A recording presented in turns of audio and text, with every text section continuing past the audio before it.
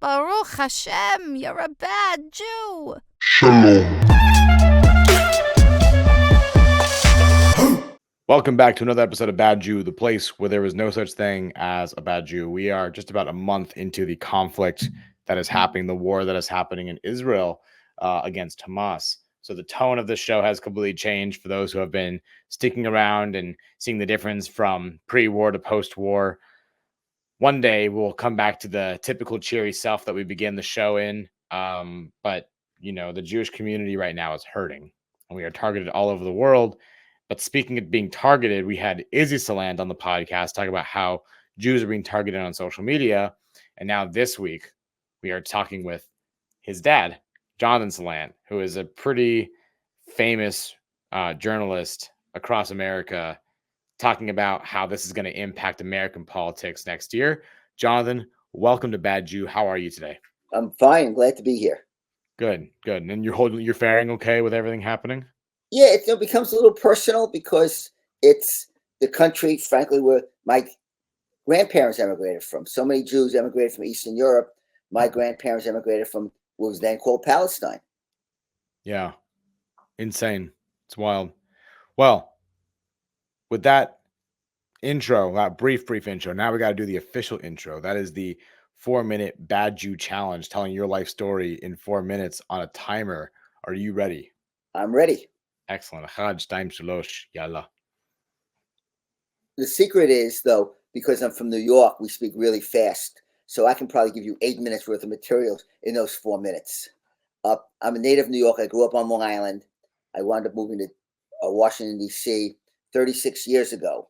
The joke was at the time Mario Cuomo, the governor of New York, who I was covering in Albany, was running for president, and I was going to beat him down to Washington. He never ran, but I've stayed ever since.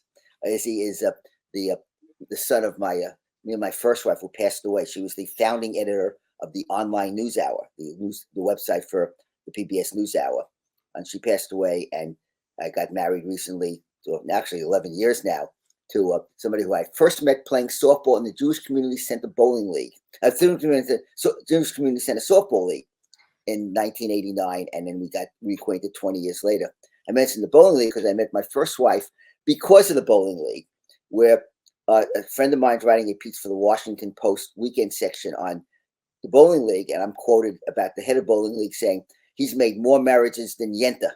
And her best friend from college reads the story, sees him quoted in it. We work together, and goes to me and says she has somebody for me to meet. And sure enough, that was the person. And we got married. And at Izzy, and we were both in our 40s. There were 6 of us, all from the JCC, who all got married in our 40s, and we were the only ones able to conceive a child. And that's Izzy, who's named for my late wife's paternal grandfather and my maternal grandfather, and my grandmother, the one, and I'm named for actually my grandmother's husband, my grandfather of that family, my mother's father. I'm obviously I'm involved in the Jewish community. My favorite holiday is Passover because I love getting together. I love telling the story. One of the reasons I've only dated women who are Jewish is because I want them to be part of their family too and have it part of their tradition. So we have the Seder every year when my father passed away. I took over the family Passover Seder. And now we have 3 families. We all come down and get together, and we bring the Horowitz margarette and matzah from New York. It says the matzah with the taste, which is, if you don't like matzah, that's because you don't have Horowitz margarette. And of course, in Los Angeles, where you are, you probably never heard of it. But when Izzy comes to the Seder, I usually give him a box to take back with him so he can share it with everybody. And it says on the box, the matzah with the taste. And the kosher supermarket here, he buys it because only a few of us really want to get it. So they order it special for us. I'm active in my synagogue. I first got active because they needed somebody to do series of political forums, and so I got involved that way as the moderator. And then I wound up getting more involved in the synagogue. I'm now co-president of the men's club, and I still do those programs. In fact, next week I'm sitting down with David Becker, who's a member of the synagogue, my former right fielder, who's the head of the Center for Election Innovation, which is a group that talks about election integrity and tries to make sure that elections are run smoothly and pushes back against all the false claims of a false election. So I'm looking at the timer. I can't find the time. I don't know how much time I have. You have 40 seconds. Okay, so that's pretty good, huh? So that Yeah. they probably have 6 or 7 minutes ready. I'm an avid softball player. I've been playing softball all my life. I've coached. A lot of people have coached. Among the people I've coached is Obama's pollster. I've coached a couple of bureau chiefs. I've coached as long as on my Facebook page. I have a list of everybody I've coached in softball. I'm still playing. I'm almost 70. I'm still playing. But now, like Mickey Mantle, I had to move from center field to first base. I'm a big Mets fan. I was at Game 6 of the '86 World Series. The ball went through Buckner legs, and we have national seasons tickets now because I'm in DC. But I go to all the Mets games in my road jersey because it's a road game for my team. How am I doing now? Good. That was the 4-minute mark. If there's any other last minute notes you want to throw in there. It's like deadline. You have to write 300 words. At 300 words, you press the button and say, here's my story. It's the same thing. Well, how appropriate for the subject of this episode. For those who want to follow Jonathan and learn more about his work in journalism, be sure to follow Jonathan on X as well as Threads at JD Salant. Jonathan, I am not a political expert by any stretch of the imagination, but it's still important to acknowledge the fact that right now what's happening in Israel in its war that it's waging against Hamas is going to impact the 2024 election. We've seen Joe Biden provide resounding support for Israel, as well as America's closest allies who have followed suit. But how is this internally going to be impacting our elections as we get closer to this year that everyone is biting their nails over? Well, the easy answer is we don't know yet. It's still a year away. There was always the talk of the October surprise with Jimmy Carter back in 1980, before you were born, where they thought maybe Carter would get the Iranians to release the hostages, and therefore Carter could beat Reagan. Or Vietnam, there was a bombing halt right before the 1972 election, which was thought that a 1968 election was thought could help Hubert Humphrey, the Democrat, over Richard Nixon. Nixon won in part because of the satisfaction with the war. You never know about the October surprise, something happening right at the last minute, right before an election, that upends everybody's calculation. That said, for years, the Republicans have tried to use Israel as a wedge issue. They got the help of Netanyahu, who aligned himself with the Republican Party. He all but endorsed Mitt Romney in 2012 and tried to blow up the bipartisan consensus on Israel in America. You see all these protests. You see people voting. There's the group of the squad, some far left members of the Democratic caucus, one of which is from Pittsburgh, so I deal with her regularly. But that's 9% of the Democratic, or 8% of the Democratic caucus, which means 92% support Israel and down the line on Israel. So it's a very small minority, though they have outsized attention, appeared to, in part because, and I have this institutional bias too, I love the contrary stories. We never did votes. I worked for New Jersey newspapers for 9 years. We really never covered votes because there's not a lot of interest in it. You have a limited amount of space on you have a lot of space on the web. We have a limited number of articles you want to put out. You don't want to flood the reader. And you also can track. Like, the good news is we know who's reading our stories. The bad news is we know who's reading our stories, and find out that a lot of, in the regular newspaper, it was like, oatmeal, it's good for you. Eat it. Here's a story. We're telling you what you should read. On the web, you get to pick all the stories you want, and nobody's picking vote stories. Right. But when there are 5 Republicans that vote no, and one is from Jersey, I wrote that story. When there are, when 3 Democrats vote yes, and everybody else votes no, and one of them from New Jersey, I wrote that story. So it's the same type of thing. You get attention if you disagree with the issue of the day. It's a good claim to fame. I think it's great that you're choosing the stories of the outliers and those who stand out like a sore thumb amongst the sea of, as opposed to preaching to the choir. And right now, what is the value for these individuals, these politicians who are, making stances away and unique to their political party? Well, the thing is that with Palestinians, the mainstream American position still is a 2-state solution in the Middle East, a Jewish state of Israel and a non-Jewish state, a Palestinian state. Remember that in 1948, when the state of Israel was created, the United Nations split Palestine between a Jewish state and an Arab state, and it was far less than the Jews would want. And David Ben-Gurion said, "I'm taking it. I'll take anything." It's better than nothing. I'll get, Ronald Reagan once said, 80% of what you want is still a victory.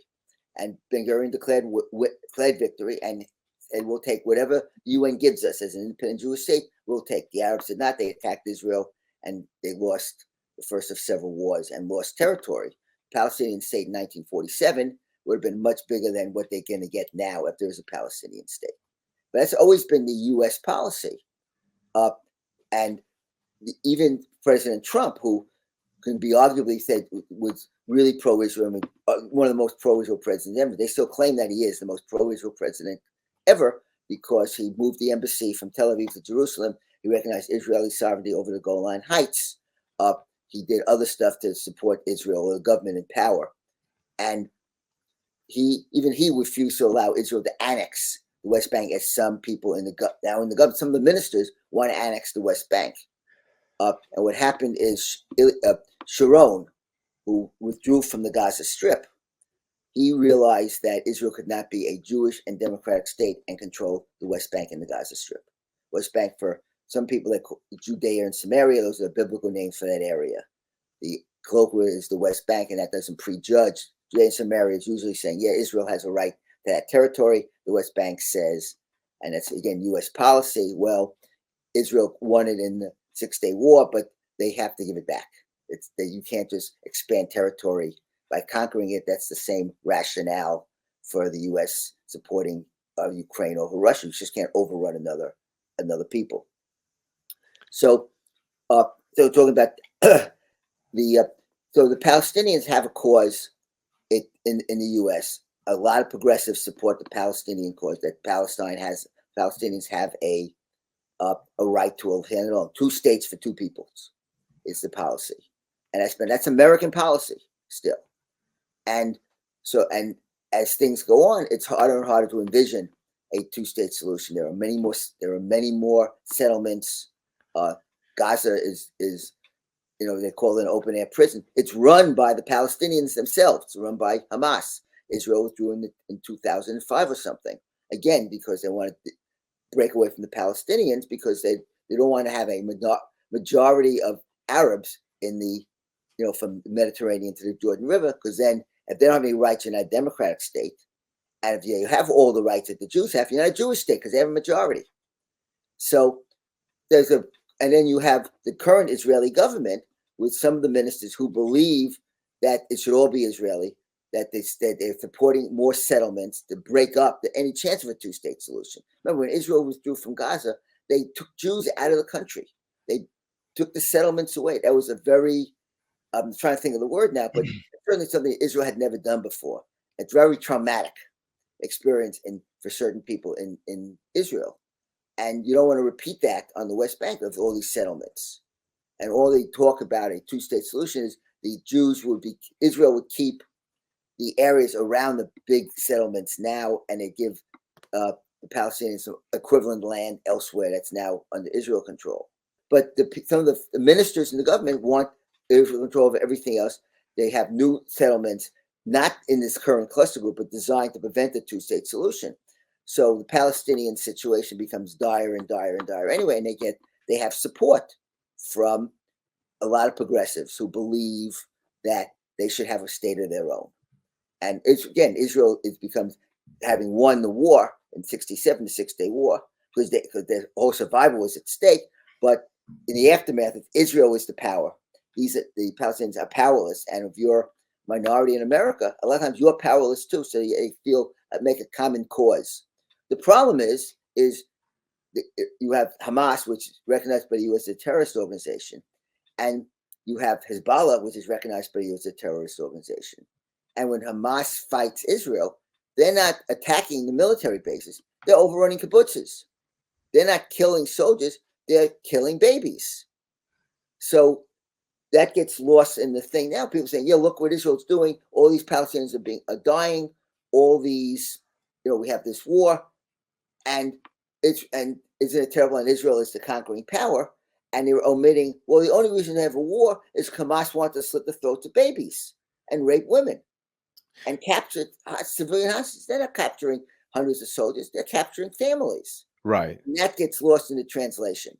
And speaking of getting lost in the translation, I'm wondering, we see the public, and I'm speaking about the everyday citizen, not politicians, not people in Congress right now. We see people kind of gaslighting the situation that's happening in Israel by debating the semantics in this really senseless and ruthless and insensitive way about whether or not the babies were beheaded or whether or not people were actually burned alive in their cars. And it's really ridiculous. We're not hearing that same kind of rhetoric being spewed inside the halls of Congress. We're not hearing that. There's a small percentage of politicians out there that do not support Israel, that will not be supporting Israel. Is that kind of rhetoric ever spoken about? And are they ever the outlines? Or Well, what yeah. kind of rhetoric does help them stand apart? Well, Ilhan Omar and and Rashida Tlaib, the first two Muslim Americans in Congress, have been attacked on both sides for claiming that the U.S. supports Israel because they were paid to do, or the question of dual loyalty of Jews. Jews have had all throughout history. Jews have been accused of being citizens, being outsiders. I mean, American Jews are Americans. They're not Israeli Jews. In fact, even President Trump was attacked for talking to a group of Jews and say, we support your prime minister. No, it's not my prime minister, not your prime minister. Right. It's Israeli Jews as prime minister. We're Americans. Our president is Donald Trump. Now it's Joe Biden, and we're not citizens of another country. We can support another country. Same reason other Americans support the countries they came from. But we're not part of that country. We are Americans, and that's part of. And the Democrats in 2019, it was passed a resolution. 23 Republicans voted no, including Liz Cheney, that condemned anti-Semitism and Islamophobia. And then there was a resolution this summer that condemned anti-Semitism and said Israel is not an apartheid state. And you had 9 Democrats voting no, including Omar, including Tlaib. And then you have this last resolution, which condemned Hamas. They all stand for, we support Israel all the time. But then none of these recent ones talk about a two-state solution. And for the conservative Jews in America and the conservative Jews in Israel, the Likud party, they're not on record as supporting a two-state solution. They would like to have the control of the whole thing. And one of the reasons some people voted against the resolutions here, they say, okay, I just know what they tell me, is because it didn't say there was a two-state solution, which is opposing U.S. foreign policy. And of course, it puts you into a bad position where you're going to have a resolution condemning anti-Semitism and standing with Israel, the right to defend itself. And you either vote and you say, I want to restate the two-state solution because I don't like the fact that all this land is being annexed. But if that's not the resolution before you, your choices are you have to either vote no or you vote yes, and you don't have the two-state solution. And it's an old political, and you have to say, well, I voted no because of this. And it's an old political saying, if you're explaining, you're losing. I've never heard that before, but that makes a lot of sense. I think your point here really illustrates, I think it's a counter argument to maybe a preconceived notion I've had for some time personally, is the idea that Jews don't really have a perfect political party that aligns with it. Is that a statement that you would agree with or disagree with? No, yeah. Well, 70% of American Jews support the Democratic Party. It's always been 70%, maybe a little more than that, because American Jews, their number one issue is not Israel. It is a concern. If you're anti-Israel, you're not going to get a Jewish vote. But once you support Israel's right to exist, then all the other things that Jews care about, abortion, for the reform and the conservative movements, the rabbis say that a woman's life is paramount. And if you have a choice of the woman's life or the fetus's life, they say the fetus is not a person, you have a choice. The fetus has to be aborted. That's Jewish law. It's interpreted by rabbis of the two large denominations in America. There's a lawsuit in Florida because Florida has a 6-week abortion ban, and they've brought suit under the religious freedom law saying they are violating the Jews, and I think Muslims also are part of that thing, violating their religious freedom to follow the edicts of their religion. Fascinating. So, civil rights. So, Rabbi Abraham Joshua Heschel marched with Dr. Martin Luther King. Schwerner Goodman and Cheney, 3 people murdered in Mississippi trying to register blacks to vote. 2 of them were Jews. So when you have So those are people fighting for voting rights. Those are people fighting for civil rights. Just issues like social justice, helping the poor. That's fundamental. Tikkun olam is fundamental to the Jewish religion. Healing the world, and the one party trying to cut food stamps. And that's not the party the Jews are voting for. In fact, one of the stories that I sent you, a story that I spent the weekend at the Republican Jewish Coalition, and they keep talking about how strong they are in Israel. And President Trump talks about how strong he is on Israel. He supports, supporting the government in power, and says, "I don't know why the Jews aren't voting for me, because that's not the reason they vote. It's not 70% of Jews, and it's gone on for years and years and years. Republicans are hoping that Israel will woo Jews away. When you criticize Israel, they're not criticizing Israel; they're supporting Netanyahu down the line. And a lot of Jews don't like Netanyahu. A lot of American Jews don't like Netanyahu." I think especially right now that is so important to say. In my comment section, I'm getting people all the time commenting about how I should be telling Netanyahu to cut it out, and that's why all this is happening in Israel. And that's a funny concept to me because, yeah, it's these anti-Semitic comments about, well, tell Netanyahu yourself to like, they're obviously not telling me to take it down himself, but the way it's framed is as if I have him on speed dial, ready to go, to just tell him, hey, you should cut it out, like I'm his friend or something. And I think that that's a comment that is especially important right now to make that distinction that, Jews might be supporters of Israel, but they are critical of the government.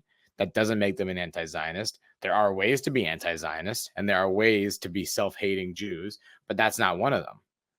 But Zionism is the desire to have a Jewish state, a Jewish democratic state in the ancestral homeland of the Jewish people, which is the area that used to be known as Palestine. And that's Zionism.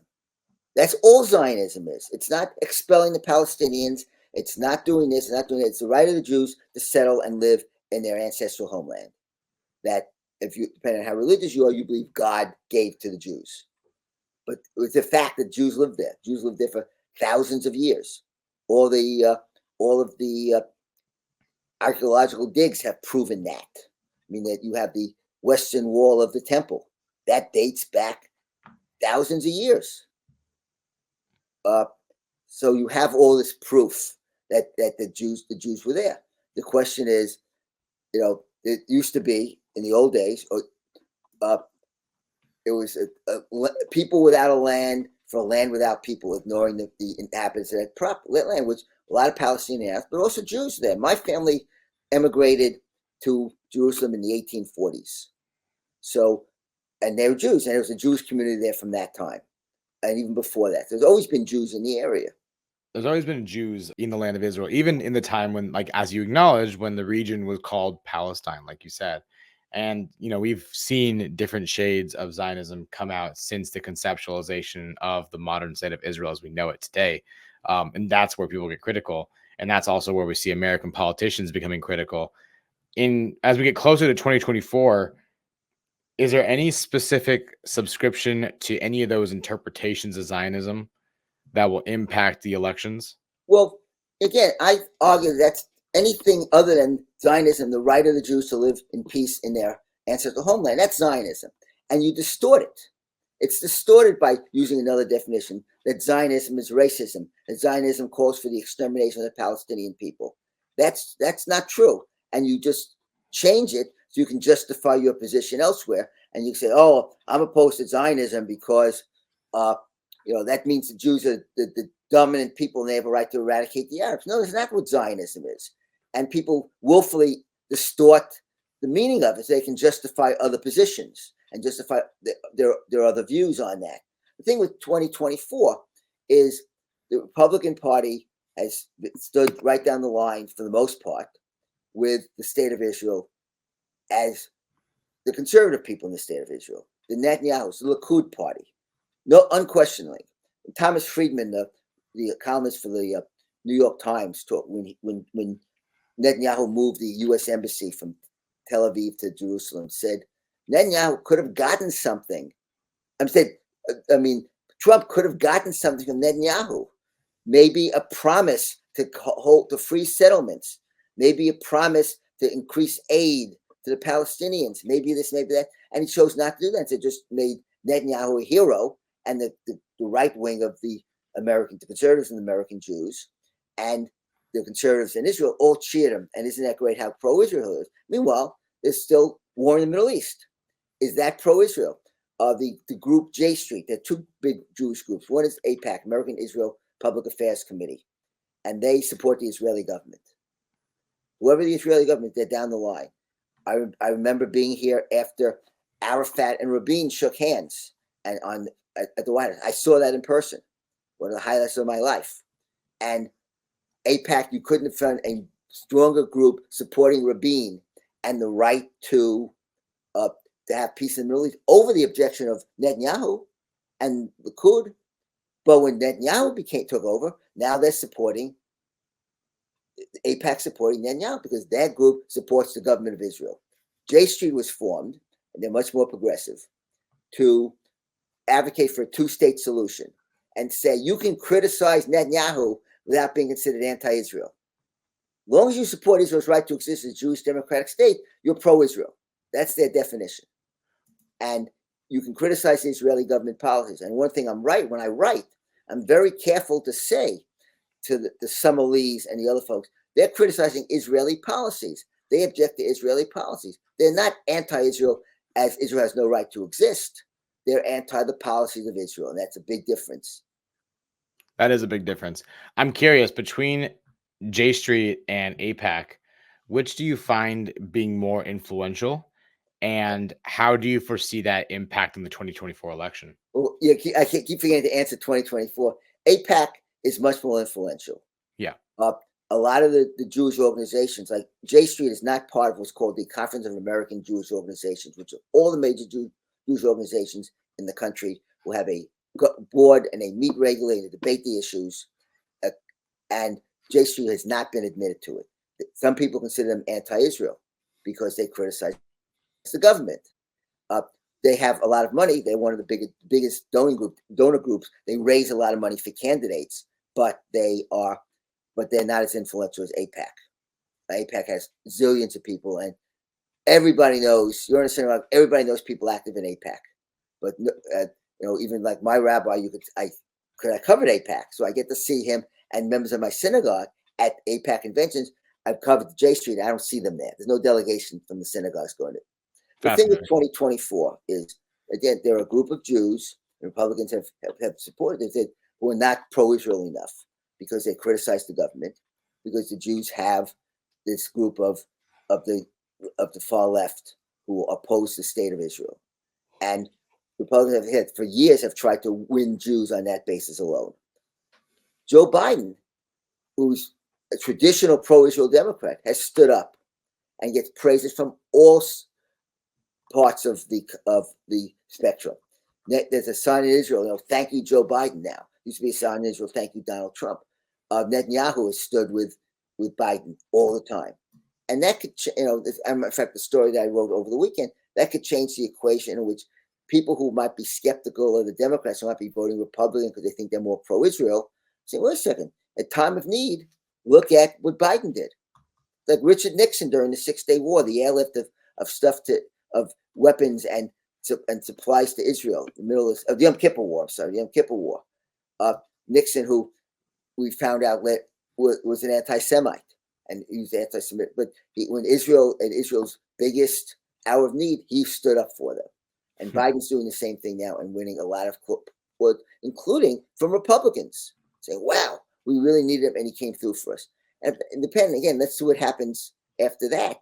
The concern is, if this war drags on for another year, and there's all these casualties, and as happens in war, some tragedies, we'll see what happens. But right now, Biden's running pretty high among Jewish Americans.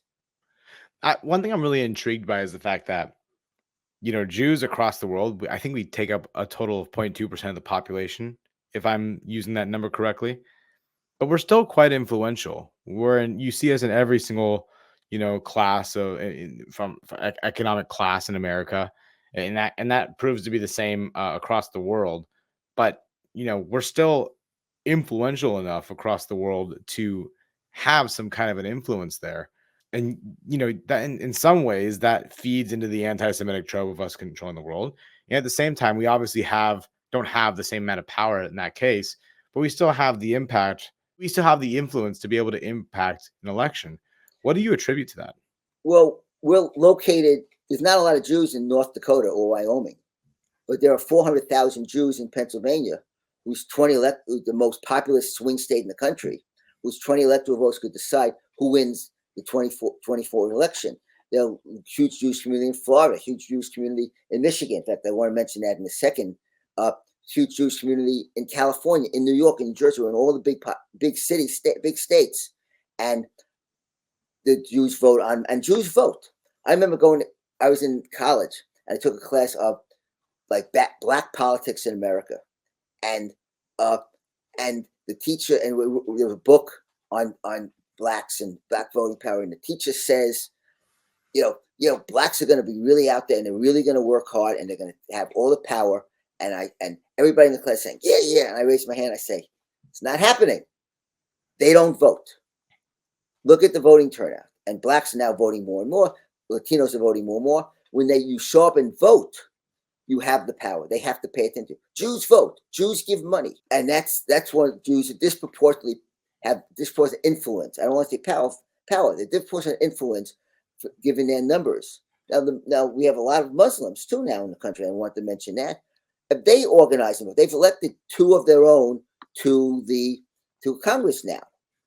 And if they show up and vote, they can have a big influence on, and of course, you're going to have voting rights and voting and registration and getting them out. That's one of the things that Biden is running into some trouble is a lot of the Arabs don't like how much he stood with Israel.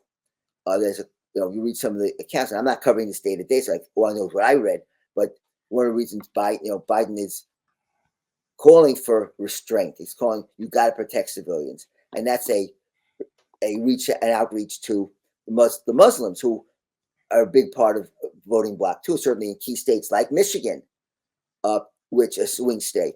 And you say, okay, look, we understand. But again, the issue that keeps getting lost is the only reason we have a war is because Hamas decided they wanted to, murder civilians and kidnap little babies and burn them in ovens and rape women. And if they don't over the border, we're not in the position we are. Yeah, well said. So I think if there is any moral of the story to take going into 2024, we're now entering into November. We're very much around the corner from the election season, the federal election season, that is. Go vote. It's that simple. I think that's the only prediction that we can make, is that Jews are going to be involved in the vote for the 2024 election.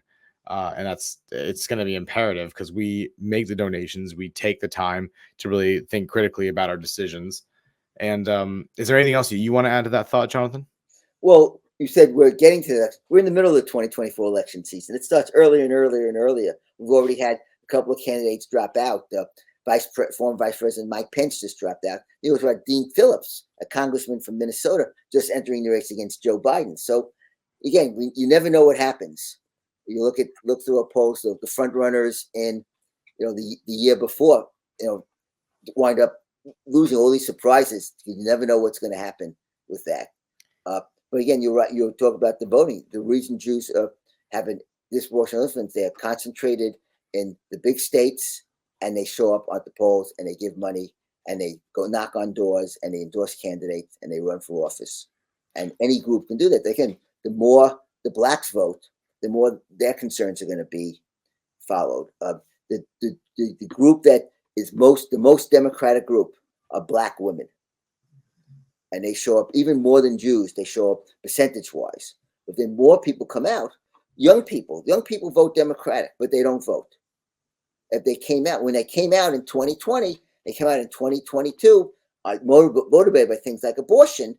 The Democrats did much better. Are they going to come out in 2024? That's one of the other issues, that a lot more of the young people are much more, even young Jews are not as pro-Israel as their elders.